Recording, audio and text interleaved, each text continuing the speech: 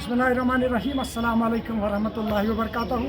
तमाम देखने वालों को मीर आरिफ का प्यार भरा सलाम पहुँचे। मैं हूँ इस वक्त आपसे पीएससी सलर से जुड़ा हूँ। पीएससी सलर की बात अगर करेंगे, ये बहुत पहले यहाँ पे कंस्ट्रक्टेड हुआ है, जब यहाँ का जिलदार हुआ करता था गुलाम अहमद मीर साहब, मरहूम ज़िले का जिलदार गुलाम अहमद मीर साहब। उसके बाद जब उस वक्त कांग्रेस ने इसको कंस्ट्रक्ट किया, यहाँ पे ये पीएससी कंस्ट्रक्ट किया है। उसके बाद अगर बात करेंगे पहलगाम कॉन्स्टिट्यूंसी की, यहाँ पे सियासत का दबदबा बहुत ज़्यादा रहा। यहाँ पे नेशनल कॉन्फ्रेंस के एमएलएज गए, एमएलए उनकी हुकूमत रही, पीडीपी के एमएलए रहे, एमपीज़ बने। हाल ही में जो यहाँ का हसन मसूदी था साउथ कश्मीर का, उससे भी ये सवाल पूछते हैं कि आपको फंड्स आते हैं या आपने इसकी डिमांड रखी है। यहाँ बात करेंगे, अगर हाल ही में पिछले साल मैंने जो निसार अहमद मीर साहब जो डीडीसी कंसर्न है ब्लॉक दशनीपुरा के, उनसे सवाल पूछा तो उन्होंने मुझे यूँ कहा कि शायद आपको इस बारे में इंफॉर्मेशन नहीं है, पीएससी सलर अब एसडीएच में तब्दील होने वाला है। लेकिन एक साल बीत गए, यहाँ पे कोई काम नहीं।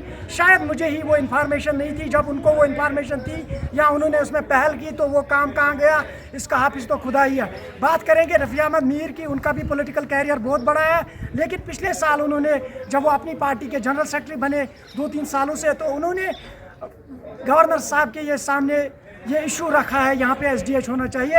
यहाँ से टूरिज़्म का बहुत बड़ा फ्लो रहता है। कई दिनों से मैंने यहाँ से देखा, टूरिज़्म भी यहाँ पे, टूरिस्ट्स भी यहाँ पे इलाज मुआवजा के लिए आते हैं। लेकिन बात यूँ करेंगे कि हमेशा यहाँ से पहलगाम से कई सारे एमपीज़ बने, एमएलएज बने, जनरल सेक्रेटरीज बने, तो लेकिन इस इलाके को यूँ समझ लीजिए कि नज़रअंदाज किया गया।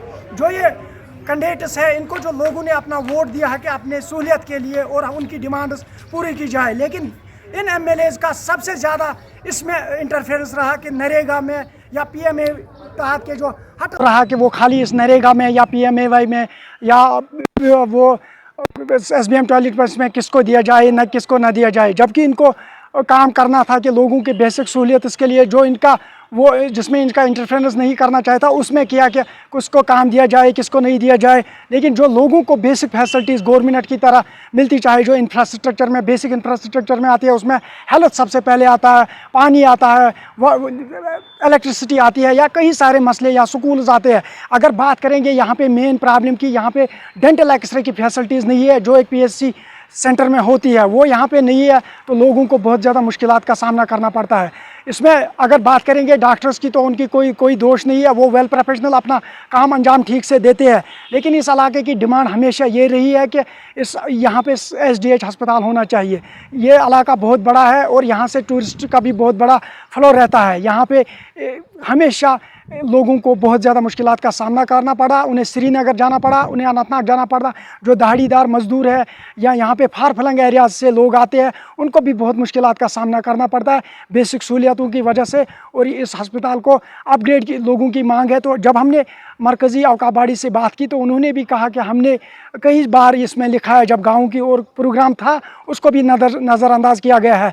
लेकिन ये अब जिम्मेदारी है, अब यहाँ से लोगों ने जो बड़ा मैंडेट दिया है मियां अल्ताफ़ को। अब मैं बात करूँगा, अगर बात करेंगे पहलगाम कॉन्स्टिट्यूंसी की, कॉन्स्टिट्यूंसी वाइज, तो यहाँ पे सबसे ज़्यादा मार्जिन नेशनल कॉन्फ्रेंस को ही मिला। लेकिन हमेशा इस इलाके को नज़रअंदाज किया गया, लोगों को बहुत ज़्यादा मुश्किलात करने पड़े और लोगों की हक़ की बात कोई नहीं करता। अगर ये आपको मैसेज अच्छी लग रही है तो इसको ज़्यादा से ज़्यादा शेयर कीजिए ताकि ये आला हुकाम तक पहुँचे और यहाँ पे जल्द से जल्द सब बेसिक फैसिलिटीज़ हो और इसको एसडीएच में अपग्रेड किया जाए। दीजिए अपने मेज़बान मीर आरिफ को इजाज़त। अल्लाह हाफ़िज़।